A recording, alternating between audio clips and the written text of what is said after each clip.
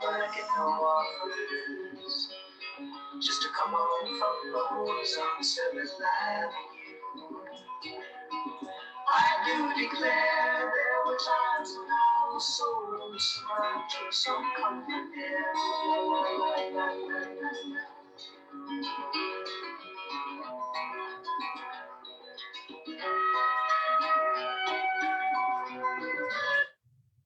Well, good morning, everybody. I have had a very interesting morning this morning already. Life is just amazing sometimes, the gifts it gives you that you aren't even expecting to receive, and this has been no exception. Today is a very special day because it marks the first anniversary of the beginning of our journey into communicating in this way every single week. It's hard to believe that a year ago we were all in Milwaukee, Wisconsin, the board of directors, talking about this strange new illness that seemed to be following the world, and trying to get our heads around what it was going to mean for all of us that are in TOPS. The governor of Wisconsin was telling us that businesses were going to have to be closed, and we were so concerned because we did not know how we were going to continue to be able to be there for each other day to day and support each other as we always have been. TOPS headquarters ended up being closed for quite a few weeks, only kept open by a few essential personnel. And yet we were able to continue to do all of the things that needed to be done to be sure that all of us stay connected as TOPS members, because TOPS is the members, and everyone at headquarters is focused on supporting as much as they possibly can. And this morning I was going through some old music that I have. As all of you know, I love music. And I was playing an old album by Simon and Garfunkel, which is a favorite. It also came out the same year that I joined TOPS. So it has a very special place in me. And the one I was listening to was the album Bridge Over Troubled Water. And the song that was just playing when I came live was one called The Boxer. And in The Boxer, there is a line that I think really speaks to me very clearly about TOPS and about how we face our journey sometimes. It's a story about a young man who has been sort of disappointed with the world, and he leaves home when he's fairly young and goes out on his own, trying to make his own way in the world as people do. And it's sort of a melancholy song, but it's a metaphor about how life is sort of a boxing match, and you have to keep getting up every time you're knocked down and not let it get the best of you. There's the line says, changes after changes, we are more or less the same. And that really reminds me of everything we've gone through here. We've had to make so many changes, so many adaptations, so many things we've had to do different to still stay connected with each other. And yet we're still here, we're still fighting, we're still doing our best to make the best use of every single moment of every single day that we are given. And I'm really excited because as soon as I'm through talking with you today, I'm going to grab my suitcase. It's already packed and ready to throw into the car. And I'm going to head to Milwaukee for another board meeting. A year has passed. Rick is already on his way, and I'll be joining him there for several days with our board of directors to look at ways we can continue to stay connected and stay strong for each of you, and to try to make sure that as this improves and we get back to meeting, that we're going to be stronger than ever. But in order to do that, each and every one of us has to be willing to do our part as well, because TOPS is not some corporate headquarters somewhere.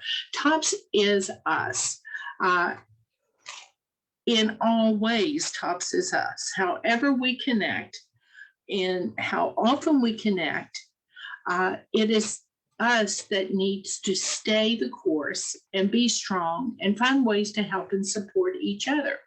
Well, I was looking at our TOPS Real Life Guide. I think a lot of you may have a copy of it. And I got to thinking, maybe it's a really good time to sort of get this book out and look at it and see what is in there that we may have forgotten about, because sometimes you don't visit those things often. And when I opened my book up, I had forgotten about this. But it's a really important part of the book, and it's right in the introductory section. It starts on page XIV, which is Roman numeral 14, and it is called How to Use This Book. And if you know nothing else about this book, you know that it's got lots and lots of stuff in it. And one of the things that I think all of us who received the book the first time experienced when we first opened it up was that it was overwhelming almost, because there is so much content. It's just not a quick read, nor should it be. One of the most important things that this book focuses on at the very, very beginning is how important it is that we contact our doctors, and that we get our doctor's recommendation for things that will work best for us, and to ask our doctors whenever we come across something we think might work for us, and be sure that it's safe for our health, because each of us have a variety of different health conditions. And while one way of eating might work for somebody, it might make somebody else terribly, terribly ill. The same way with our exercise activities. You know, some of us have real physical limitations that we have to be aware of and concerned about, and we just cannot take on the same activities or same intensities of activities as some of our friends can. So we always need to do a check-in with our healthcare providers to make sure that whatever strategy we want to employ is approved, safe, and healthy for us. I've always said that in this journey, if we lose our health, we've lost everything. The ideal goal is to be healthier when we reach our ideal weights than we were when we began the journey. And that throughout the process, our health actually continues to improve. So that was the first reminder I got when I was looking at the book. And then the other thing was, and it says it really clearly, he's in the introduction, it states, do not use this book like a novel, use it like a reference book. And you know, if you like to read, you know how you just love to read your book from beginning to end and go through the plot and find the resolution and the climax at the end of the novel that you're reading, and then you're on to the next book. Well, this book is not like that. It's a reference tool. It's meant for us to check back with it frequently, depending on where we are at any particular point in time. I know for a fact that if I'm looking for a quick jump start, one of the first places I could go is with the 28-day meal plan. And that's found in chapter 3 of this book. And it concentrates on slowly adding healthy habits one at a time, so we don't get overwhelmed. And sometimes that's where we need to focus our journey, but it's not necessarily the place at any particular moment in time that we need the most focus and emphasis on. The book is actually divided into 4 parts, and one part deals with food we eat. And that's sort of a no-brainer, because everybody seems, when they're trying to focus on getting healthier and lose weight, that's the first place they go is, what do I stick in my mouth? Is it helping me get to where I want to go, or is it not? The next thing is moving more. How do you increase your activity level in a way that is fun for you and is something you're going to continue to do and actually be excited about doing? And when I think about that, I think about a friend of mine who's the TOPS coordinator, who, when COVID hit, started walking. That was her commitment to herself when we started having to quarantine. Just a few days ago, she reached her 365th day of walking. She walked every day for 1 year. Did she walk at the same time? No. Did she walk the same number of steps or miles? No. Did she walk in the same place? No. Did she always want to walk? No. But she made a commitment to herself that every single day she would stay active and she would walk somehow, somewhere, someplace. Sometimes she did it alone. Sometimes she did it with family. Sometimes she did it with friends. And she took pictures every single day, and she's been sharing them with a lot of us that are her friends on Facebook as part of her journey, as part of her commitment. And when we say we can't connect with each other like we used to, well, I dare say that's an awesome way to connect. Every single day, she has been there doing exactly what she committed to do. She has been walking the talk every single day. And that was just amazing to me to realize that, yes, we can decide to commit and then take the steps. I know when I did the very first test broadcast with all of you, I really wasn't sure how it was going to go or if it would be even an effective way to communicate with you. But here, 52 weeks later, we are still taking the time each week to talk with each other for a little bit as the day begins. And Rick has joined very quickly. He collaborated with me to support me and to help support you all. And he's coming up soon. I think next week is his 52nd broadcast.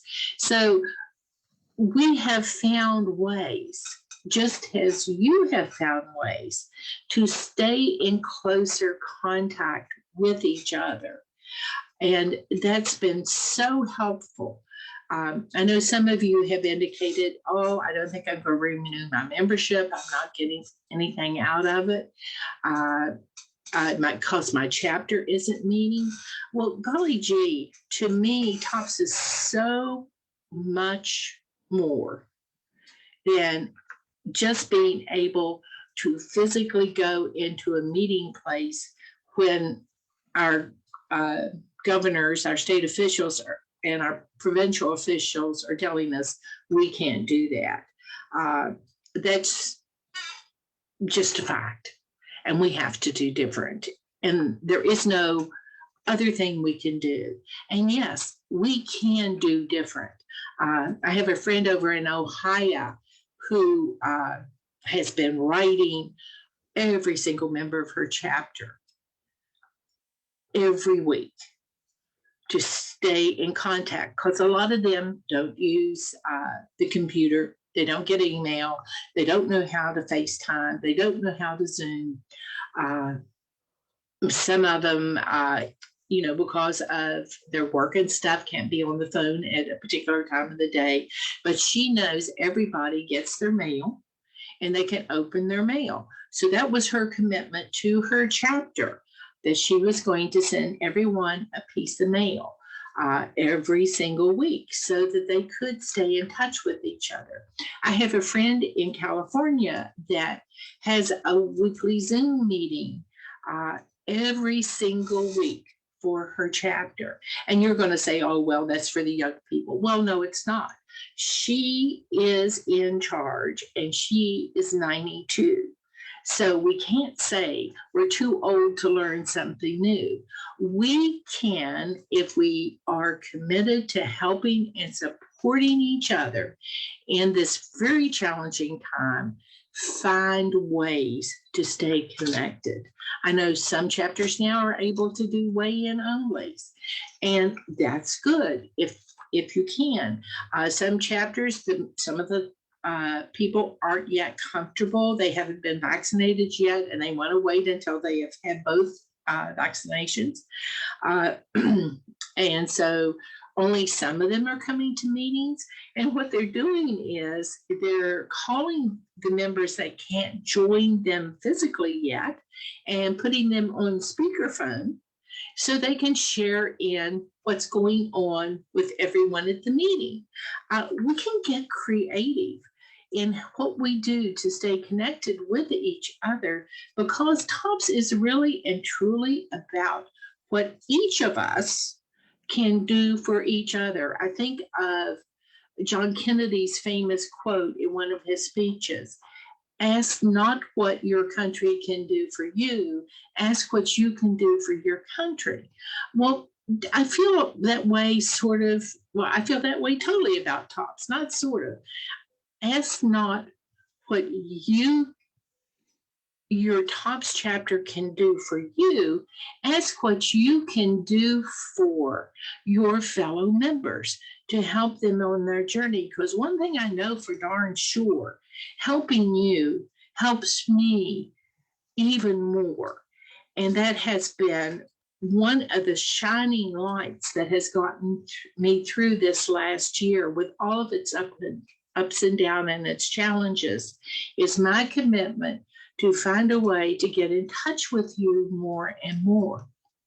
Well, anyway, I digress. I wanted to talk about the Real Life book and this wonderful how to use this book chapter. There's a little quiz in there, and it's on page XV, which is, again, Roman numeral 15.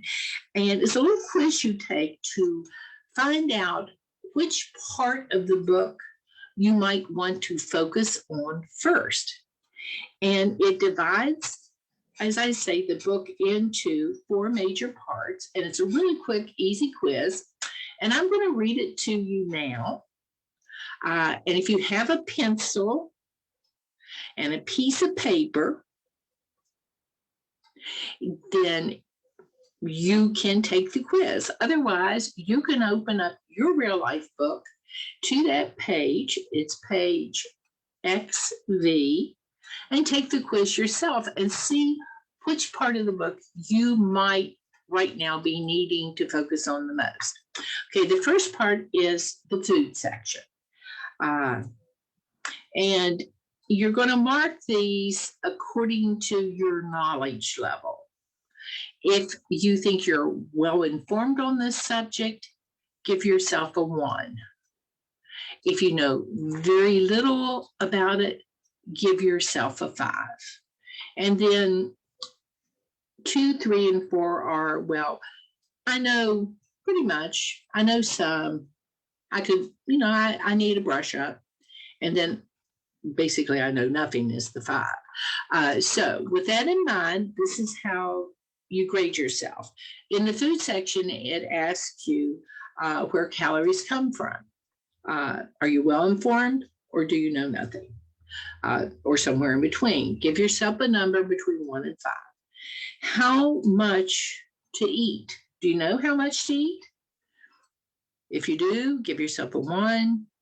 If you're clueless, give yourself a 5.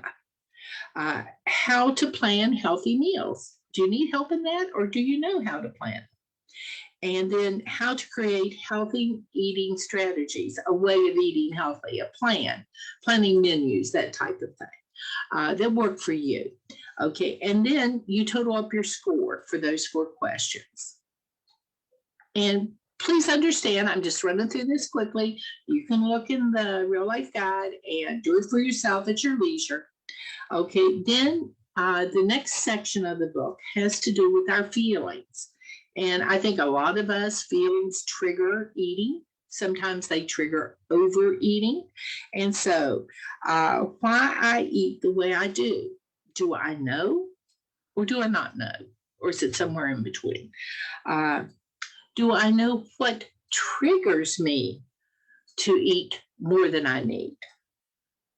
I'm aware and capable of guarding against those types of triggers, or do not know what triggers it? What keeps me from reaching my goals? Boy, there's an interesting one to look at. What is the roadblock that keeps me from getting to where I say I want to go? Do I know? Can I look at ways to remove that obstacle from my pathway? See where I'm getting at here? And then, do I know how to make changes last? No, not just for the short term, but lasting change. And you give yourself a 1 if you know all this stuff. And if you really don't know, then give yourself a 5 or somewhere in between. Again, you total up that score for feelings. The next one is moving. And for a lot of us, I can hear the groans. Oh, no, she's talking about exercise again. Well, if you don't move it, you're going to lose it, folks. And that's the sad truth of it. If you've been sitting in a chair too long and trying to get up, a lot of us can feel the pops and cracks as we begin to stand erect and move about. And that's not a good thing at all. So it asks you, what are your feelings about fitness? Do you know what your feeling is? Or have you not even thought about the role fitness plays in your life? How do I get started moving more? Do I know? Or do I not know how to begin? There was Confucius's, one of his quotes says, the journey of 1,000 miles begins with a single step. But you got to take that first step sometime to get yourself moving. And then why is muscle so important? The nice thing about muscle is it's much more dense. It takes up compact. It takes up much less space than fat. A 5-pound visual for fat is much larger than a 5-pound visual for muscle, which is a lot of times why you may not necessarily be going down in numbers on the scales. You're building muscle and losing fat, but you are in fact losing inches because things are tightening up and compacting because there's more muscle mass there than there was fat. The next thing is, what types of exercise can I do here at home? And that's been particularly important to understand since a lot of us have been quarantined and most of the gyms closed down and a lot of the public places where we went for different types of physical activities like swimming at the Y and stuff were closed for so long and are just now beginning to open back up to some degree. So what can I do at home where I am right now in this space? And you give yourself an appropriate number, 1 to 5 on those, and then you total them up. And that's your score for moving. And then the last part that the book focuses on is general overall health. And one of the first questions there is, to maximize my health, how much weight should I try to attempt to lose. What impact is weight having on my health? And this goes directly to the fact that what we're dealing with here for many of us is the disease of obesity and the impact that carrying excess fat may be having on our bodies. Obesity truly is a disease. And when it begins to impact general overall health, it's something we need to address in as positive a manner as we possibly can and remedy that impact. We don't all need to be a size 8, but we all need to work at being our healthiest selves at any size, at any way that might be, but to work toward general overall good health. And then the last question is the role that excess weight has on comorbidities like heart conditions, like high blood pressure, like diabetes.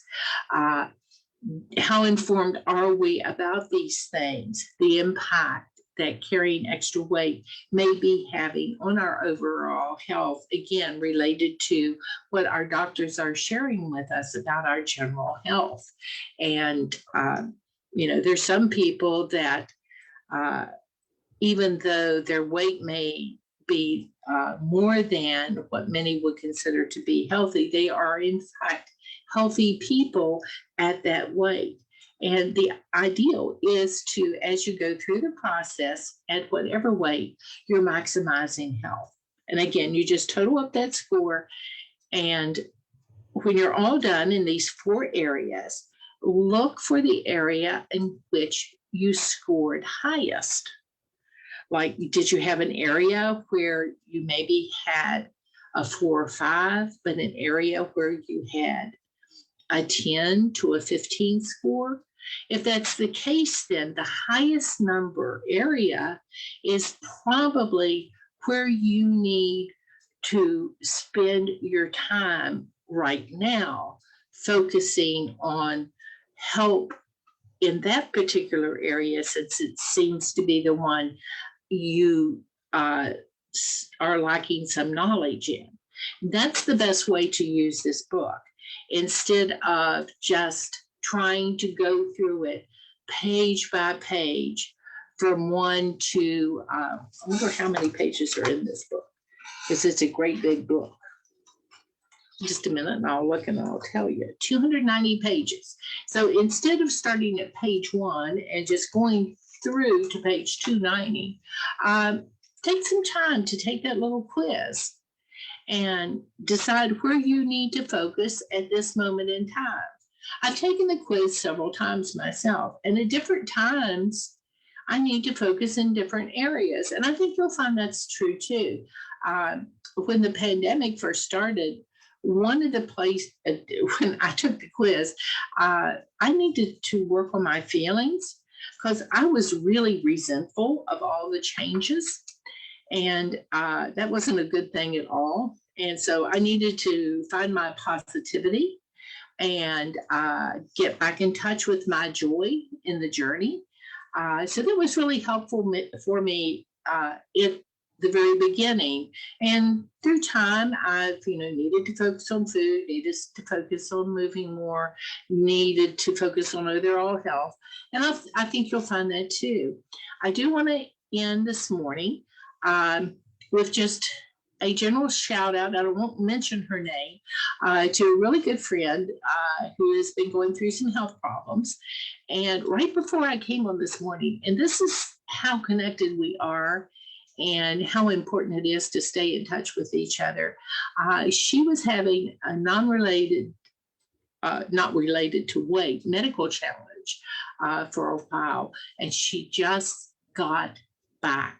Wonderful news that what she feared most was not the case, and she's moving forward with a great lightness of spirit. And that was such a gift for her to share that with me this morning, because when I came live, I thought, what a special, special gift. to be given a clean bill of health and to be able to smile and lighten your step for the day. We all are in this together every step of the way. Thank you for sharing your journey with me. Thank you for supporting me every step of the way. And I'm going to get out of here and go catch my plane for Milwaukee. Y'all have a great day. Bye now.